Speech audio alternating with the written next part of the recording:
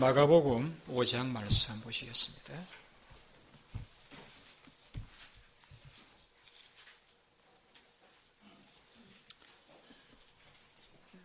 (35절부터) (43절까지) 제가 한 절, 여러분이 한 절 교독하여 읽으시겠습니다.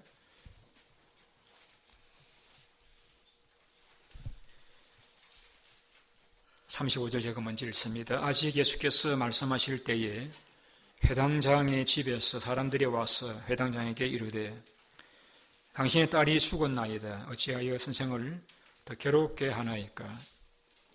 그 하는 말을 곁에서 들으시고 회당장에게 이르시되 두려워하지 말고 믿기만 하라 하시오.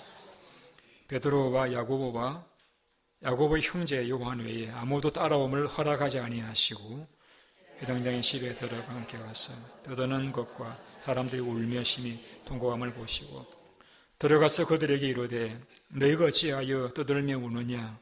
이 아이가 죽은 것이 아니라 잔다 하시니 그들이 비웃더라.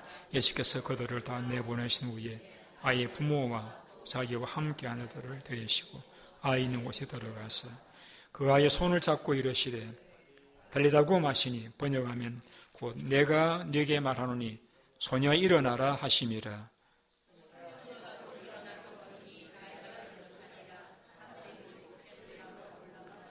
예수께서 이 일을 아무도 알지 못하게 하라고 그들을 많이 경계하시고 이 소녀에게 먹을 것을 주라 하시니라.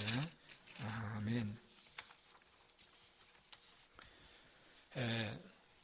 오늘은 부활의 기적을 경험하려면, 부활의 기적을 내 삶에서 경험하려고 하면은 어떻게 하면 될 것인가 하는 말씀을 생각해 보고자 합니다. 장로님 마이크를 조금 돌려놓으시면 좋겠어요. 예, 시신이 가리시는 것 같아가지고. 오케이, 감사합니다. 예, 성경에는 죽었다가 살아나신 그런 기사를 많이 기록하고 있습니다. 예를 들면은 엘리야가 사라밧 가보의 아들을 살려내셨죠. 그리고 엘리사 역시 수넴 여인의 아들을 살려내었습니다. 그리고 베드로도 다비다라는 선지자를 살려내었고 바울도 유두고로 하는 죽었던 청년을 살려내었습니다. 예수님께서 이 땅에 오셔가지고 죽었던 과부의 아들을 살려내셨습니다. 그리고 죽은 지 나흘이 되어 냄새나던 나사로를 살려내셨습니다. 많은 사람을 살리신 기사가 성경에 기록되어 있는 것은 하나님은 우리를 살리시는 그런 하나님이심을 우리에게 보여주시기 위함이라고 말씀할 수 있습니다. 오늘은 함께 보신 본문은 야이로라고 하는 회당장이라고 그렇게 하면은 우리가 예배당을 다른 말로 이제 교회당이라고 부르기도 하는데 유대인들도 하나님께 이제 예배를 드리고 설교를 듣기 위해서 회당이라고 하는 건물을 세워가지고 그들이 모여서 성경을 배우거나 또 재판을 하거나 하는데 그러한 회당을 관리하는 책임자가 회당장입니다. 그 회당장의 딸이 죽었는데 그 딸을 살리신 기적이 오늘 본문에 기록이 되어져 있습니다. 오늘은 저는 여러분들과 함께 회당장의 딸을 살리신 이 기적이 우리에게 주시는 교훈, 그 가운데서도 우리가 예수님이 회당장에 죽었던 딸을 살리신 것과 같이 우리의 이 절망적인 개인적으로 또 사회적으로 국가적으로 이 상황 가운데서 우리도 회당장의 딸을 살리시는 것과 같은 그러한 육신적인 부활은 아니지만은 우리가 영적인 부활, 영적으로 일어서고 살아나는 그러한 은혜를 체험하려고 하면은 어떻게 해야 될 것인가, 오늘 야일의 딸을 살리신 이 사건을 통해서 우리가 교훈을 얻었으면 합니다. 우리 성경을 같이 한번 읽어보시겠습니다. 우리 35절 말씀 같이 한번 읽어보시죠. 35절 말씀 같이 읽습니다. 시작.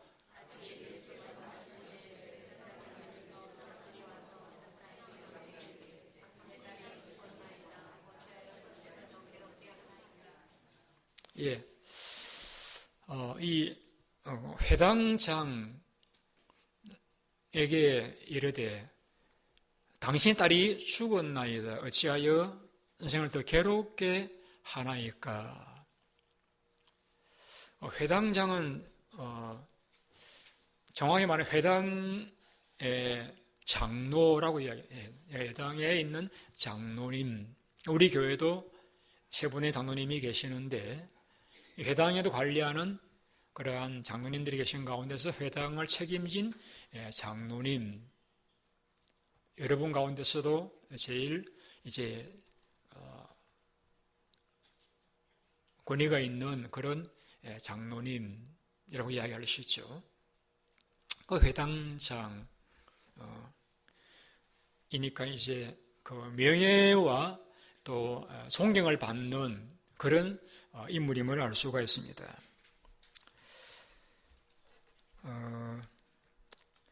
그런 회당장이 오늘 본문에는 없습니다만은 마가복음 5장 21절에 보면은 예수님 발 앞에 엎드렸다라는 표현이 나옵니다. 엎드렸다. 왜 회당장이 예수님 발 앞에 엎드렸는가? 우리가 얼른 생각할 적에는 회당장의 딸이 지금 죽어가니까 그 딸을 살리기 위해서는 주님의 자비와 구원이 필요하기에 딸을 사랑하는 아버지의 마음이 예수님 앞에 엎드릴 수밖에 없지 않았겠는가, 그렇게 생각할 수 있습니다. 근데 여러분, 그러면은 모든 아버지들은 가정에 어려움이 있으면은 다 하나님 앞에 엎드리는가? 저는 오랫동안 여러 경우를 보아올 적에 다 그런 것은 아니다라고 하는 것을 알았습니다. 심지어는 그 파키스탄에서 이런 기사를 제가 신문을 읽은 적이 있었는데, 자기의 딸이 개종을 하니까 그 아버지가 자기의 딸을 불로 태워 죽이는 그런 기사를 보았습니다. 그런데 이러한 일들은 우리 문화에서도 때로 찾아볼 수가 있죠. 아무리 사랑하는 자식이라 하더라도 가문의 명예를 더럽혔다라고 할 때는, 아버지의 얼굴에 먹칠을 했다라고 할 적에는 호적에서 파내버리고 집에 내쫓는 그런 일들도 우리 문화에서는 간혹 찾아볼 수가 있죠. 그걸 보면은 이 야이로라고 하는 회당장이 예수님 발 앞에 엎드렸다라고 하는 사실은 비단 그가 딸을 사랑하는 아버지의 마음이 딸을 어떻게든 살려보고자 하는 그러한 마음이 예수님 앞에 엎드릴 수밖에 없지 않았겠는가 라고만 보기는 힘들다는 것이죠. 특히 우리 남자들은 더 이제 체면을 중시하지 않습니까? 회당에 장로된 사람이 예수님 당시 예수님은 우리가 생각하던 그런 예수님이 아니었습니다. 사람들은 예수님을 이단과 같이 여겼고, 예수님 나이가 젊은 30대에 이제 공생애를 시작하셨기 때문에 회당장의 장로라고 하면은 아마도 심각한 나이가 60, 70은 된 그러한 나이 지극하면서도 많은 사람들에게 존경을 받는 그런 분이 젊은 청년 30대의 예수님 앞에 땅에 엎드렸다. 엎드려 절을 했다. 라고 하는 것은 단순히 자기 딸을 살리고자 하는 그런 마음 밖에 없었다라고 보기에는 좀 지나친 것으로 여겨질 수가 있지 않습니까? 그러면은 왜 회당장은 그 젊은 예수님 앞에 땅에 엎드려 절을 할 수밖에 없었던가? 그 이유는 예수님을 존경하기 때문입니다. 여러분, 어떤 사람들이 기도합니까? 오늘 본문에 보면 야이로가 많이 간구했다고 말씀하고 있는데, 여러분, 어려움 당하면 모든 사람들이 많이 기도합니까? 예, 일반적으로 많이 기도하지만은 그렇다고 해서 어려움 당한 모든 사람들이 기도한다고 생각하지는 않습니다. 그래서 이 야이로가 회당장의 체면을 버리고 젊은 청년 예수님 앞에 땅에 엎드려서 절을 하면서 많이 간구하여 자기 딸을 구원해 주시기를, 지혜에 와서 안수기도해 주시기를 간구했다는 것은 그 마음속 예수님을 존경하는 그런 마음이 있었기 때문이다라고 말씀할 수 있습니다. 여러분, 기도는 비즈니스적인 차원에서 하는 것이로만 이야기하면 안 됩니다. 내가 답답하고 필요하니까 주님 주십시오. 물론 기도에 그러한 면도 있습니다만은 그것이 진정한 기도의 자세라고 이야기할 수는 없습니다. 기도는 하나님을 존경하는 것입니다. 존중해 드리는 것입니다. 그래서 주님, 제가 이런 어려움을 만났는데 이것이 어떤 의미가 있는 것입니까? 혹은 저 어떻게 해야 하겠습니까? 참으로 주님을 존중하는 사람이라고 하면은 주님 앞에 무릎을 꿇거나 머리를 숙여 아뢰게 되어지겠죠. 누가 죽음이 지배하고 있는 이 절망의 시대에서 하나님의 부활 능력을 체험할 수 있습니까? 하나님을 존중히 여기고 하나님 앞에 기도하는 그런 사람들은 지금도 부활의 능력을 체험할 수 있는 그러한 복된 삶이 될 수 있을 것이라고 생각합니다. 저는 우리 애기 엄마들이 하는 그런 말을 듣습니다.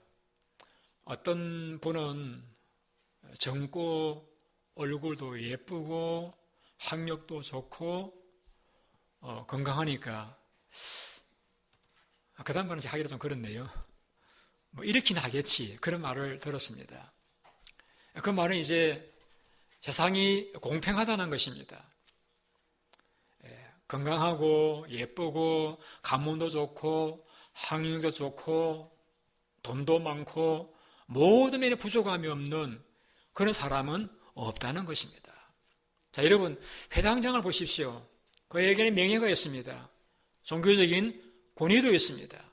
어쩌면은 회당의 장로가 된 걸 보면은 사회적인 지위뿐만 아니라 재산도 있었다고 짐작해 볼 수가 있습니다.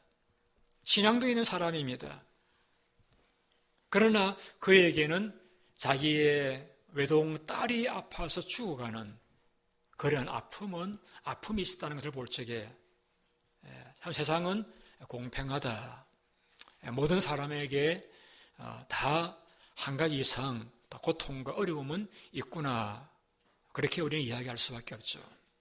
자, 여러분, 이 회당장에게 자기의 딸이 아파서 죽어가는 그것이 그에게 불행입니까? 아니죠. 그러면 여러분의 삶에 이것도 좋고 저것도 있지만은 또 다른 사람이 없는 여러분의 개인적으로 가정적으로 있는 그 아픔들, 그것이 여러분에게 불행입니까? 그렇게 이야기할 수가 없죠. 왜냐하면은 회당장이 건강도 있고 명예도 있고 지혜도 있었습니다마는 자기의 딸이 아픈 죽어가는 그러한 일이 없었더라고 하면은 과연 그가 예수님 앞에 나아가서 엎드릴 수 있었겠는가? 과연 그가 예수님 앞에 나아가서 많이 간구할 수 있었겠는가? 과연 그가 겸손할 수 있었겠는가? 과연 그가 예수님을 존중할 수 있었겠는가? 제 대답은 아닙니다. 그래서 순교도들은 그렇게 말하죠. 인생이 만나는 고통들은 변장하고 찾아온 축복이라고요.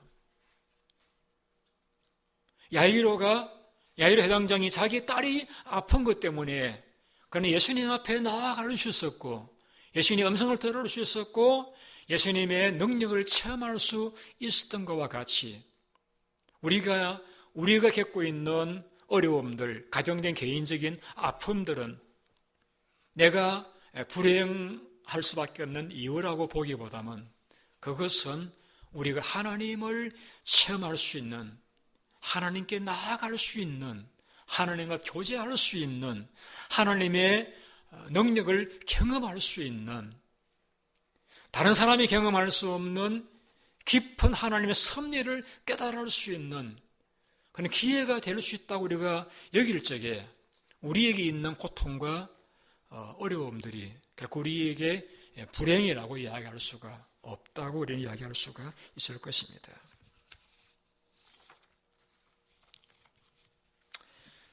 성경이 이렇게 우리에게 약속하고 있습니다. 내 고통 중에 여호와께 부르짖었더니 여호와께서 응답하시고, 어떤 종류의 고난이 있으든지 여러분에게 경험되어질 적에는 여러분 하나님을 존중하십시오. 내가 인간됨을 인정하고 하나님이 하나님 되심을 존중하십시오. 하나님 앞에 여러분 무릎을 들이세요. 하나님, 왜 이러한 일이 나에게 생겼습니까? 이 일을 통해서 하나님께서에게 하시고자 하시는 말씀이 무엇입니까? 우리 하나님을 존중하는 그러한 마음에서 하나님 앞에 기도하고 나아가는 자들이 되어져야 할 것입니다. 시편 50편에서는 환난 날에 나를 부르라 내가 네게 응답하리라고 했습니다. 환난을 만날 적에는 그것은 분명히 축복입니다. 우리가 하나님 앞에 나아가서 하나님을 부를 때까지는 고통일지 모르겠습니다만은 하나님을 찾고 구하면은 그것이 내게 축복인 것을 경험하게 되어질 것입니다. 옆사람 바라보시면서 하나님을 존중히 여기십시오. 네. 하나님을 존중히 여기시는 것은 하나님 앞에 기도드리는 것입니다.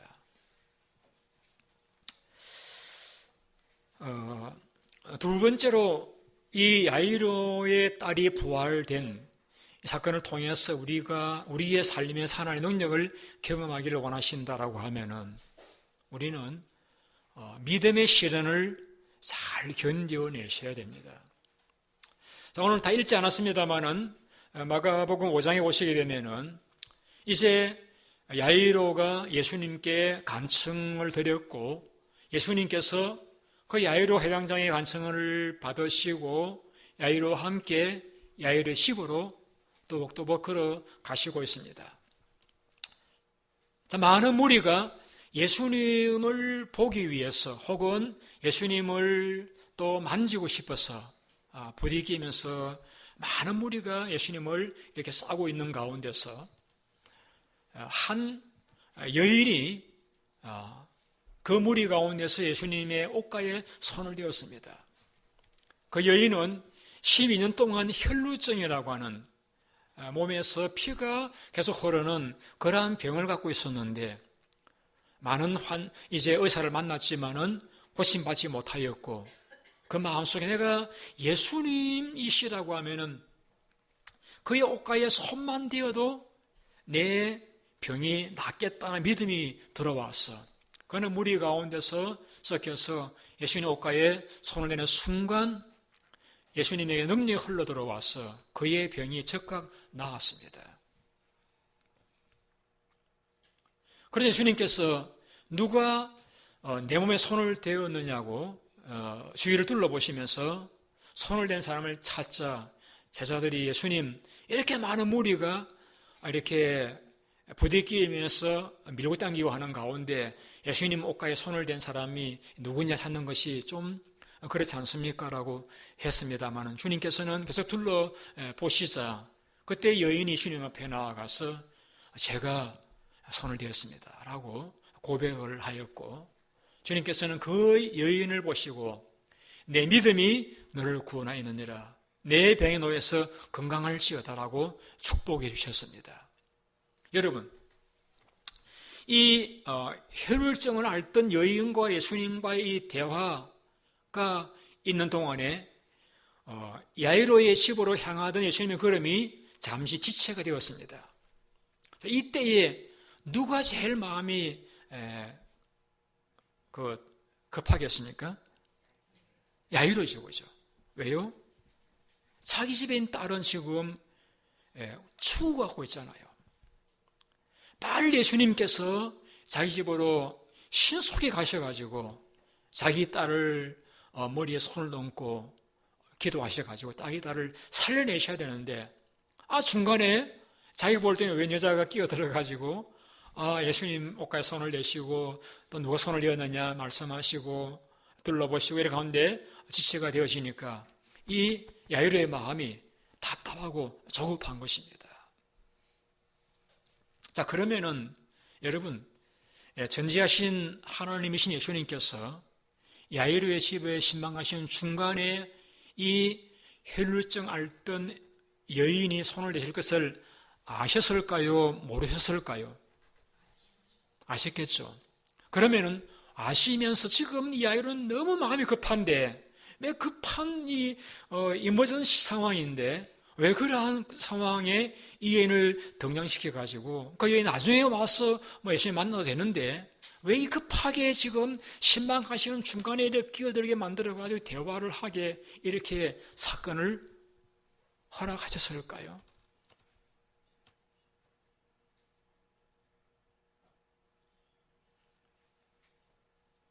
그것은 이 야이로의 믿음을 연단하시기 위한 목적입니다.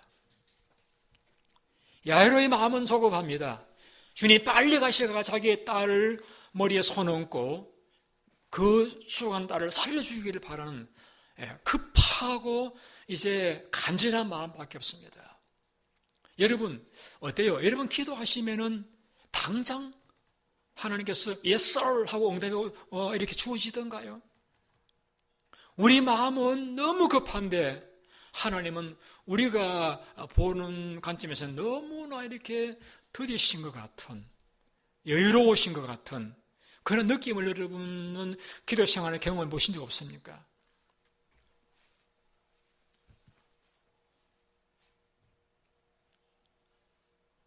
우리 생각에는 하나님께서 내가 기도하면은 적극 응답해 주시기를 기대하는데 하나님이 들으셨는지 안 들으셨는지 답답하고 마음은 급하고 어찌할 바를 모르는 그런 상황이 우리에게 많이 경험되어집니다. 자, 여러분 이런 상황을 하나님께서 우리의 삶에 왜 허락하신다고 생각하십니까? 이유는 한 가지입니다. 하나님은 우리와의 관계를 비즈니스적인 그런 관계를만 가지기를 원치 않습니다. 하나님 필요합니다. 그래 있다. 적주시고 하나님 이거 필요합니다. 오케이. 그런 관계만 갖기를 원치 아니하시고 친밀한 관계, 예수님과 우리와 관계가 친밀한 밀접한 그런 관계를 맺기 원하시는 겁니다. 그런 관계가 되려고 하면요 좀 시간이 필요해요, 여러분. 시간이 필요해요. 제가 간혹 이렇게 집안 물건을 이렇게 파손된 걸 고칠 적에는 홈디포에 가서 접착제를 사가지고 옵니다. 부러진 것이 있으면은 그 양편에다가 이렇게 바르고 그 다음에는 한 3분을 기다립니다. 설명이 이렇게 나와 있으니까 기다려요. 물론 어떤 집에서는 빨리 바라는 것도 있습니다만은 일반적으로는 기다립니다. 기다린 후에 이렇게 연결을 하고 하루 지난 후에 쓰면은 딱 붙어져 가지고 떨어지지를 않습니다. 그런데 마음은 급해가지고 바르고 즉각 연결이 했으면은 또 쓰려고 하면 금방 부러져 버리고 맙니다.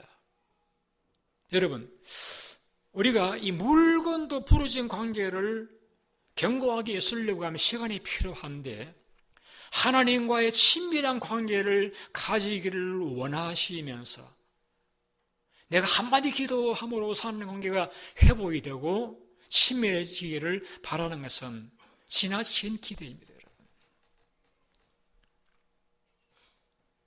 사람도 친밀해지려고 하면 시간이 필요하듯이 하나님과의 교제도 여러분 시간이 필요해요. 그래서 하나님께서는 이 야이로의 급한 마음은 이해하시지만은 야이로로 하여금 계속해서 하나님을 의지하는, 계속해서 하나님을 바라보는, 그래서 하나님 관계가 더 깊어지는, 그래서 이 야이로와 주님과 관계 친밀한 관계로서 형성되는 그런 시간이 필요하기 때문에 야이로의 마음도 급하시지만은 주님 마음도 답답하시지만은 그러나 그러한 친밀한 관계를 위해서는 시간이 필요하기 때문에 그 사이에 이 해를 짤던 여인을 등연시켜 가지고 시간을 끌고 계시는 거예요, 여러분.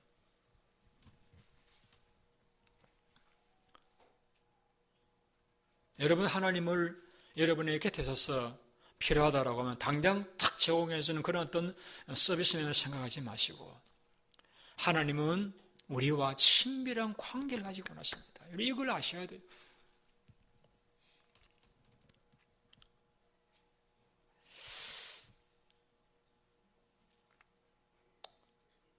자식을 우리가 키웁니다만은 자식이 필요할 적에 그냥 주기만 하다 보면은 깊은 관계가 형성되지 않아요.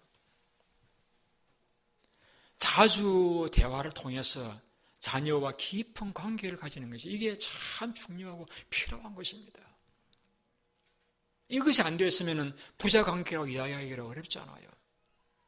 우리가 하나님의 자녀라고 말하면서 예수의 신부라고 말하면서 내가 구원받았으니까 이젠 됐다라고 생각하고서 필요할 때만 주님 손을 내미는 그런 식의 신앙생활이라고 하면은 이것은 하나님 원하시는 신앙생활은 아닙니다. 하나님은 우리와 깊은 관계를 맺기를 원하십니다. 그래서 하나님 마음도 안타까우시지만은 우리에게 때로는 고통을 허락하셔서 우리가 계속해서 하나님과의 관계를 이렇게 쭉 유지해 나가기를 원하신다는 거죠. 여러분이 기억하시길 바랍니다.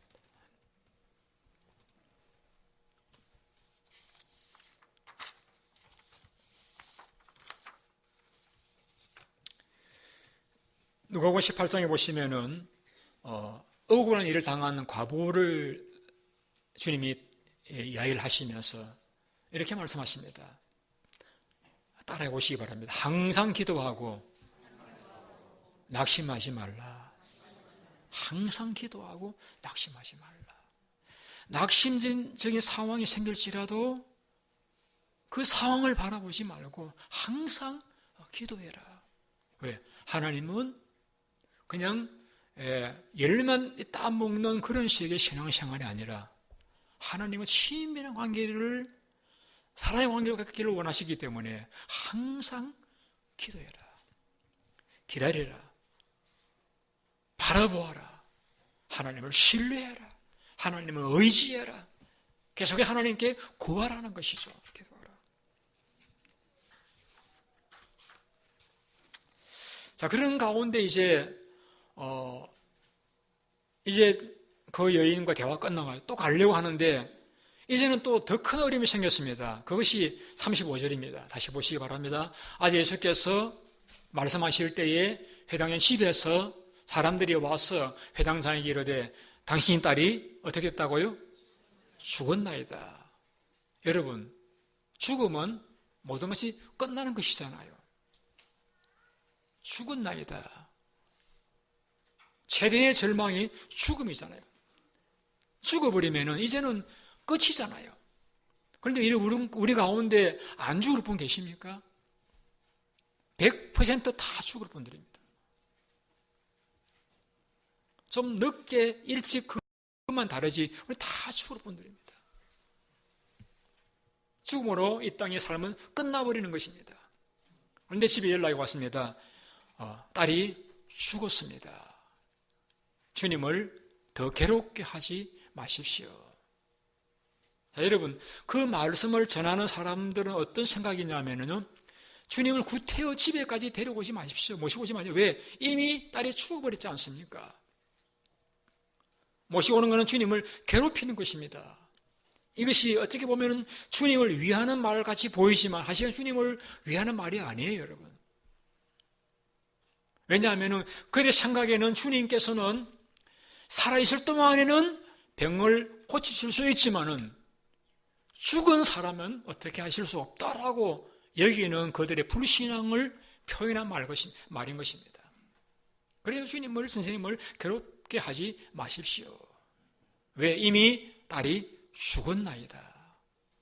딸이 죽어버렸습니다. 자, 여러분이 이 상황이 되면은 어떻게 하시겠습니까? 아마 성격이 좀 이렇게 다혈질 같으면은, 예수님, 제가 빨리 좀 가시자 그랬잖아요. 왜 중간에서 이렇게 멈칫멈칫하고 계십니까? 그러니까 딸이 죽어버렸잖아요. 이렇게 어떻게 예수님께 함부로 이렇게 말할 분들도 계실 수 있겠죠. 아니면은 그 자리에 엎드려가지고 땅을 치면서 이렇게 통곡을 할 수도 있겠죠. 자, 그 다음 절 보십시다. 36절 어떻게 되는지요? 36절 같이 읽습니다. 시작. 그래서 그 하는 말을 곁에서 들으시고 회장님이 이르시되 두려워하지 말고 믿기만 하라 하시고. 죽었다고 하는 연락을 받았는데 주님께서 그 회장장이 이렇게 이야기했습니다. 두려워하지 말고 믿기만 하라. 여러분이 그래도 믿음으로 내가 고난과 고통 가운데서 하나님 바라보면 기도하고 이렇게 의지하고 살아가는데 상황이 점점 더 어려워지더니 이제는 상황이 회복시킬 수 없을 정도의 상황이 되어버렸다고 합시다. 그때에 여러분 어떻게 하시겠습니까? 하나님 어디 계시냐고, 기도가 무슨 소용이 있냐고, 여러분 그렇게 막 소리 지르고 싶은 그런 마음이 들 수 있겠죠.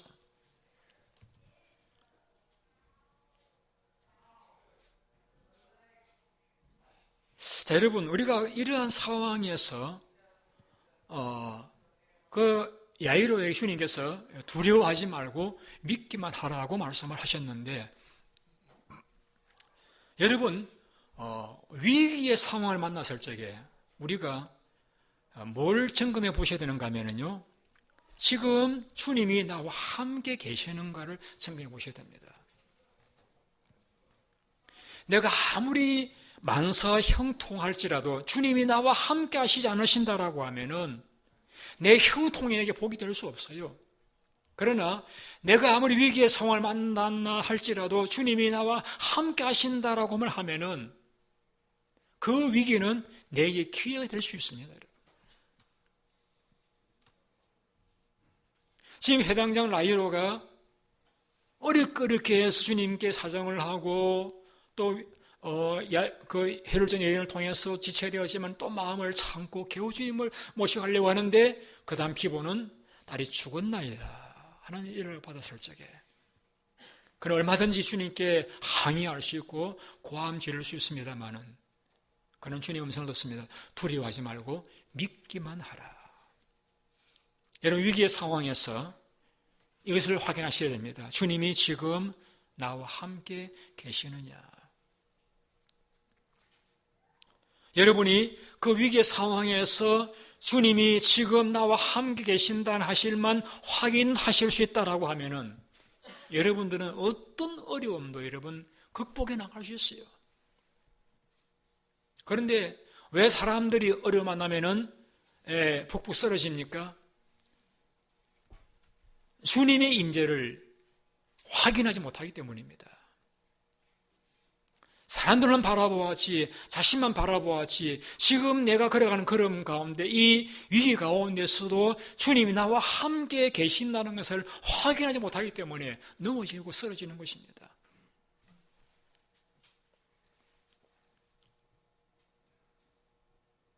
어떤 분이 저보고 목사님 참 강한 분이라 그렇게 표현하셨는데 저 그렇게 강하지 못해요. 저도 부드러운 남자, 약한 사람입니다. 그런데 제가 다른 점이 있다라고 하면은 저도 경험된 위기의 상황 가운데서 저는 주님이 저와 함께 계심을 확인을 합니다. 그리고 주님이 지금도 나와 함께 계신다는 것이 확인되어지니까 제가 강한 자가 되더라고요. 어려움을 견뎌나갈 수 있고 이겨나갈 수 있게 되더라고요. 흔히 말하는 하나님 임재의 경험입니다.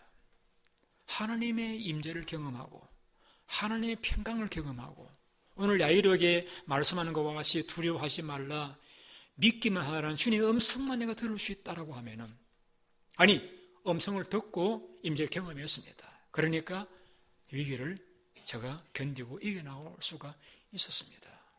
저는 이것이 박목사에게만 한정된 경험이라고 생각하지는 않습니다. 모든 그리스도인들에게 약속된 말씀입니다. 환난날에 나를 부르라. 그래서 주님이 여러분의 고통 가운데서도, 고통 현장에서도 지금 함께 계신다는 걸 여러분이 확인하시기만 한다라고 하면은 여러분들께서 어떠한 고통과 위기의 상황에서도 능히 버티며 극복해 나갈 수가 있을 것을 믿습니다. 여러분 믿으십니까? 이걸 확인해 보셔야 됩니다. 위기 순간에 누구 때문에 어려움이 왔는가? 그 누구 때문에 찾아오면 뭐합니까? 어떻게 할 것인가? 인간의 지혜를 구하지 마시고 지금 주님이 나와 함께 계시는가? 그걸 기도를 통해서 확인하시든지 말씀을 통해서 음성 들으시든지 아니면 여러분이 환경성들을 보면서 깨달으시든지 여러분들과 여전히 주님이 함께 계신다는 이 사실을 확인하시게 되면 여러분 능히 그 어려움을 견뎌나갈 수가 있습니다. 오늘 나이로에게 주님께서 말씀하셨어요. 두려워하지 말고 믿기만 하라. 그 말은 지금 내가 전능한 내가 천지를 창조한 내가 너와 함께 있지 않느냐. 내가 너와 함께 하고 있지 않느냐. 바다를 잔잔케 하고 귀신의 영적인 다스림을 다스리는 전능한 하나님이 내가 너와 함께 가고 있지 않느냐. 나를 믿어라. 사람들의 말을 믿고 환경을 바라 막심하지 말고 내 약속을 믿고 나를 믿어라. 내가 너와 함께 가고 있지 않느냐. 나를 믿어라. 나를 믿기만 하라. 우리 이 믿음, 우리 이것을 확인을 해야 됩니다. 바울은 로마서 8장에 이렇게 말씀했습니다. 자기 아들을 아끼지 아니하시고 우리 모든 사람을 위해서 내어주신 이가 우리에게 모든 것을 은사로 주시지 않겠느냐. 하나님께서 아들까지라도 우리를 내주셨는데 하나님이 우리에게 무엇이 아까우셔가지고 못 주실 것이 있겠느냐. 여러분, 하나님 무엇이 아까우셔가지고 우리에게 못 주실 것이 있겠습니까? 여러분? 아들도 주셨는데 못 주시지 않겠습니까? 여러분? 그 하나님이 나와 함께 계신다라고 하면은, 그 확인되어진다라고 하면 우리가 두려워할 일이 무엇이 있고 염려할 일이 무엇이 있겠습니까? 여기서 믿기만 하라 말씀은 계속적인 의미가 있습니다. 계속해서 믿으라. 계속해서 믿으라. 주님이 이렇게 약속했습니다. 나를 믿는 사람은 죽어도 살 것이다. 내가 볼 적에 죽음의 상황이라고 내가 판단되어진다 할지라도 나를 믿는 사람은 그 상황을 헤치고 살아나게 될 것이라고 하는 모든 사람들이 이제 끝났다라고 말한 상황이 날지라도 나를 믿는 사람은, 내 음성을 듣는 사람은 살아날 것이라고 하셨던 이 약속의 말씀을 우리가 믿기만 한다라고 하면은 우리는 능히 위기의 상황 가운데서도 찬송할 수 있고 걸어갈 수가 있을 것입니다. 주님께서 이제 이 시간에 오셨을 적에 많은 사람이 소리 높이 울고 통곡하고 환호하는 것을 보게 되었습니다. 그때 주님께서 아이가 지금 잠을 자고 있다라고 말씀을 했습니다. 그래서 사람들이 비웃습니다. 왜? 죽은 줄 알기 때문에 예수님이 잠을 잔다고 하시니까 비웃습니다.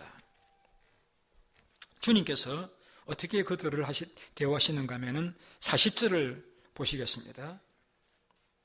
40절을 보시겠습니다. 같이 읽어봅니다. 시작. 그들이 비웃더라. 이렇게 해서 그들을 다 내보내신 후에 아이의 부모도 자기와 함께한 자들을 데리시고 아이는 곳에 들어가사. 여러분, 예수님이 이제 그 집에 당도했습니다.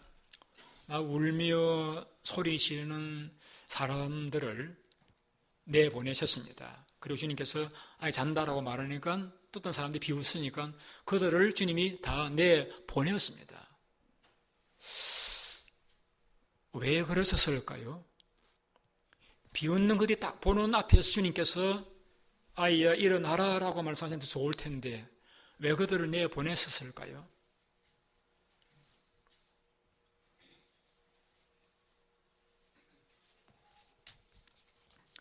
여러분, 우리가 성경에서 모이기를 힘써라 라고 말씀하고 있죠. 여러분, 저는 그런 걸 느낍니다. 때로 새벽 기도 때는 보면은 한 분 있다고 앉아 계실 때도 있어요. 그래도 저는 이제 10분이 앉아 생각을 하고 설교를 하긴 합니다만은, 그러나 주말에는 토요일 새벽에는 많은 분이 나오시면은 설교도 힘이 납니다. 어떤 이제 목장 모임에 가면은 목사님 오늘은 아무도 안 왔네요. 왜 아무도 안 와서 지사님 계시고서도 있고. 그런데 사람들은 한두 명이 있으면은 아무것도 안 온 것으로 생각을 하십니다. 우리 사람의 마음이 그래요. 많이 모이면은요, 분위기가 업돼요. 그건 사실이에요, 여러분. 믿음 생활에서도 여러분, 믿음의 사람들이 모이면은요, 분위기가 업돼요. 그래서 모이기를 힘쓰라고 말씀하신 겁니다. 집에서 기도하면 되지 꼭 교회에 모여야 되느냐? 모이면은 어떻게 된다고요? 업된다니까요. 그래서 모이기를 힘쓰라고 했습니다. 모이기를 피하는 사람의 습관을 따라가지 말고 모이기를 힘쓰라고 말씀을 했습니다.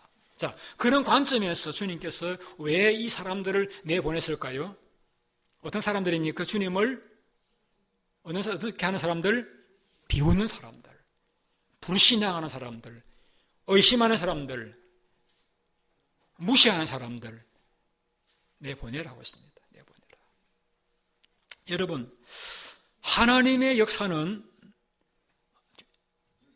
종종 그렇게 말씀하셨죠. 내 믿음대로 될지어다. 믿음이 있는 곳에 하나님의 능력이 흘러들어옵니다. 그러나 의심하고 불신하고 비웃는 그런 상황에서 하나님의 능력을 경험할 수가 없습니다. 예수님 그러시잖아요. 자기 고향에 가셨습니다마는 고향 사람들이라 할지라도 예수님을 의심하고 믿지 못하니까 주님이 많은 능력을 행할 수 없었다라고 기록하고 있잖아요. 주님이 기적을 일으키시기 위해서 주님 능력이 없어서가 아니라 그 불신하고 있는 무리들을 내보내셔야 하늘 역사가 일어날 수 있으시기에 그들을 내보냈습니다. 이런 교회 분위기 참 중요합니다. 교회 분위기가 의심과 비웃성과 또 불신앙으로 분위기가 형성되면요, 교회의 기적을 경험할 수 없습니다. 개인적으로 마찬가지입니다. 하나님을 의심하고 불신하고 비웃는 그런 상태에서 하나님 기적을 경험할 수 없어요. 하나님의 기적이 비웃고 의심하는데도 기적을 나타내 보이시는 경우는 드뭅니다. 그러나 교회 분위기가 믿고 신뢰하고 감사하고 의지하는 그런 분위기 되어지면 하나님의 기적을 경험할 수 있습니다. 분위기가 참 중요해요, 여러분. 중요해요. 주님께 기적을 행하시기 전에 이 의심한 무리들을 다 내보내라고 했습니다. 그럼 우리가 하나님의 부활의 능력을 경험하는 삶을 살기를 원하신다라고 하면 우리 마음 속에 있을 수 있는 당연한 것이긴 하지만은 그 불신과 의심과 좌절과 원망하는 마음을 우리가 내버려야 됩니다. 말씀을 읽는 가운데 혹은 기도하는 가운데든지 우리가 마음을 회개하고 마음을 정결해야 하고 마음을 신앙의 마음으로 회복한 이후에라야 우리도 하나님의 부활의 능력을 경험할 수가 있다는 이야기입니다.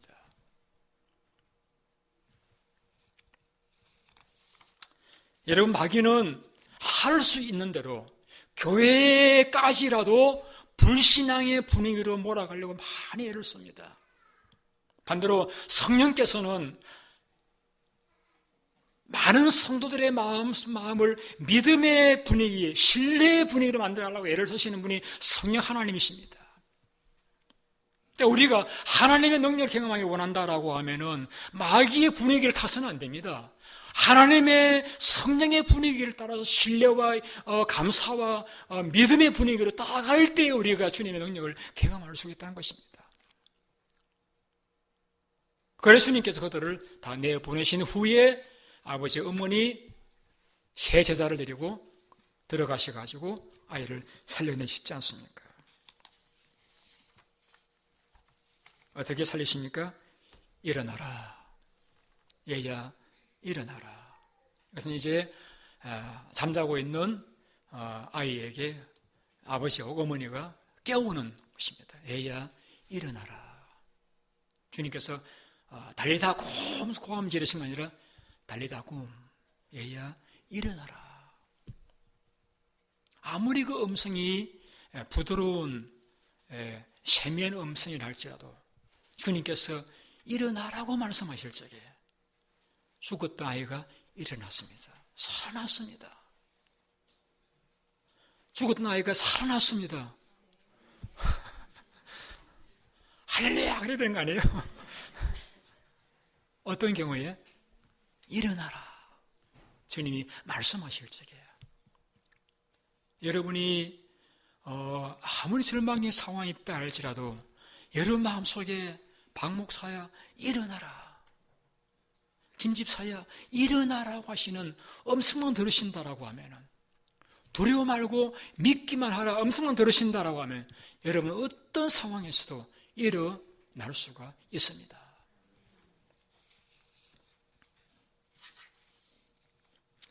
내가 진실로 너희에게 이르노니 내 말을 듣고 또 나 보내신 이를 믿는 사람은 영생을 얻었고 심판에 이르지 않으니 사망의 생명으로 옮겼느니라 하는 주님의 말씀과 같이 내 말을 듣는 사람은 영생을 얻었고 사망의 생명으로 옮기는 그러한 회복의 경험을 하게 될 것입니다. 우리 이렇게 말씀하고 있습니다. 잠자는 자여 깨어서 죽은 자 가운데서 일어나라. 주님 우리에게 일어나라고 명령하십니다. 더 이상 불신과 낙심과 원망과 한숨 가운데서 주저앉아 죽은 자와 같이 지내지 말고 우리에게 죽은 자 가운데 일어나라고 말씀하십니다. 지쳐있는 엘리야에게 주님 오셔서 일어나라 그리고 먹어라. 일어나라 먹어라. 전쟁에 패배한 후에 옷을 찢고 티끌 가운데서 엎드려져 있는 여호수아에게 이르시기를 일어나라 어찌하여 엎드려 있냐 일어나라고 말씀하십니다. 오늘 여러분의 심령은 죽었습니까? 살아있습니까? 살아있는 사람은 기쁨과 슬픔을 경험합니다. 여러분이 하나님의 기쁨과 슬픔이 경험되어지십니까? 그렇다 여러분 살아있는 심령입니다. 그러나 도무지 하나님의 일들이 내가 느껴지지도 않고 경험되지도 않는다라고 하면 어쩌면 여러분 죽은 자 가운데 있을 수 있습니다. 주님 우리에게 말씀하십니다. 일어나라고 말씀하십니다. 여러분 상황이 어떠하실지라도 그 상황을 바라보지 마시고 지금도 나와 동행하신 주님을 바라보시고 확인하시고 음성을 들으십시오. 어떤 음성입니까?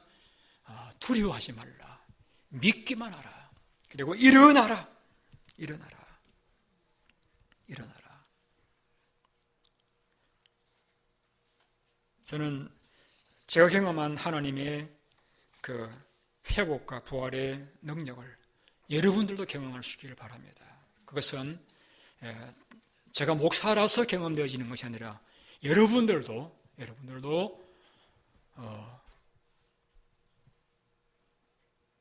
주님을 존중하고 주님이 지금도 나와 함께 계심을 믿고 기도와 말씀 가운데서 그것이 확인되어지고 여러분 개인에게 이르시는 주님의 음성을 들으시기만 한다라고 하면 여러분들도 능히 죽은 것 같은 자리에서 일어나셔서 하나님의 지금도 부인할 수 없는 능력을 체험하고 간증할 수 있는 그러한 산 주인공들이 될 수 있을 줄로 믿습니다. 우리 기도하겠습니다.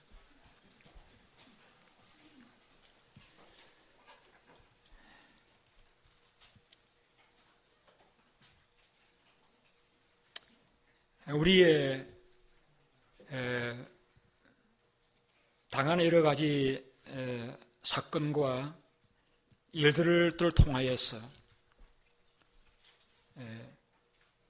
주님과 더 깊은 관계를, 친밀한 관계를 가지기를 원하시는 주님, 오늘 그 주님의 마음과 주님의 연단의 과정을 야이로의 딸을 회복시키시는 이 말씀을 통해서 교훈을 받게 하여 주심을 감사드립니다. 사랑하는 주님, 오늘날 많은 사람들이 이제는 이 땅 위에는 소망이 없다고 말할 정도로 모든 우리의 상황이 어렵고 힘들고 희망이 보이지 않는 그런 상황을 우리가 만나고 있는 것 사실입니다.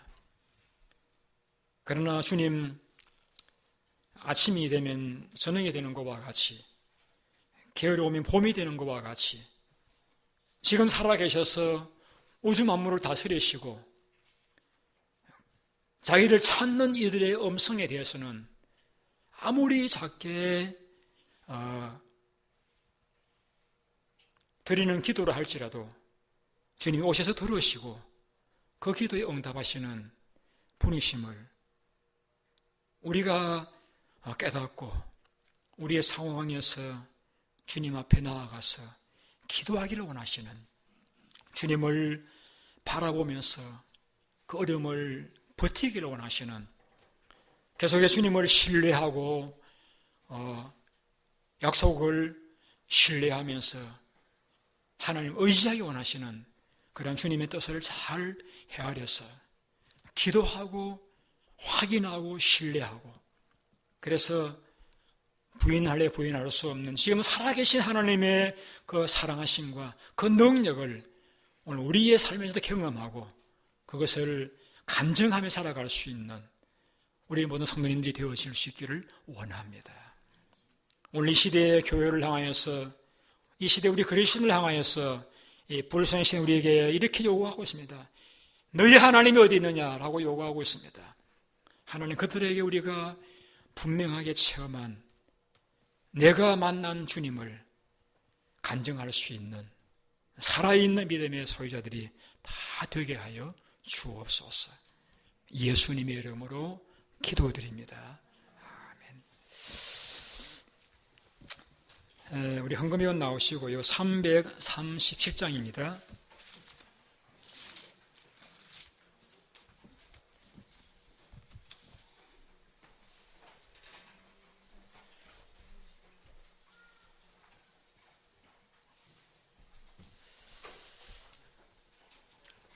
아버지 하나님, 감사합니다. 저희들을 사랑하시고 저희들에게 주님 앞에 나올 수 있는 믿음을 주셨고 또 주님 앞에 들을 수 있는 또 마음을 주신 것을 감사드립니다. 이 시간 주님 사랑하는 마음으로 감사를 담아서 예물을 드리기를 원합니다. 주께서 우리의 이 예물로 드리는 우리의 주님을 향한 사랑과 감사를 받아주시옵소서. 예수님의 이름으로 기도드립니다. 아멘.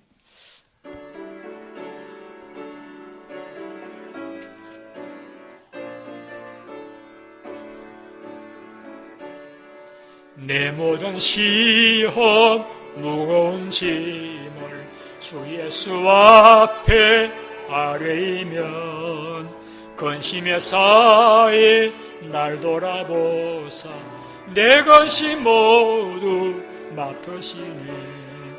무거운 짐을 나 홀로 지고 견디다 못해 쓰러질 때 불쌍히 여겨 구원해 주리. 은혜 예수니 오직 예수. 내 모든 괴로움 다시는 환난 주 예수 앞에 아뢰이며 주께서 친히 날 구해주사 넓으신 사랑 베푸시. 아멘. 무거운 짐을 나 홀로 지고 견디다 못해 쓰러질 때 불쌍히 여겨 구원해 주리. 은혜 예수니 오직 예수. 내 힘이 점점 무거워질 때 주 예수 앞에 아뢰이며 주께서 친히 날 구해 주사 내 대신 짐을 져주시네. 무거운 짐을 나 홀로 지고 견디다 못해 쓰러질 때 불쌍히 여겨 구원해 주.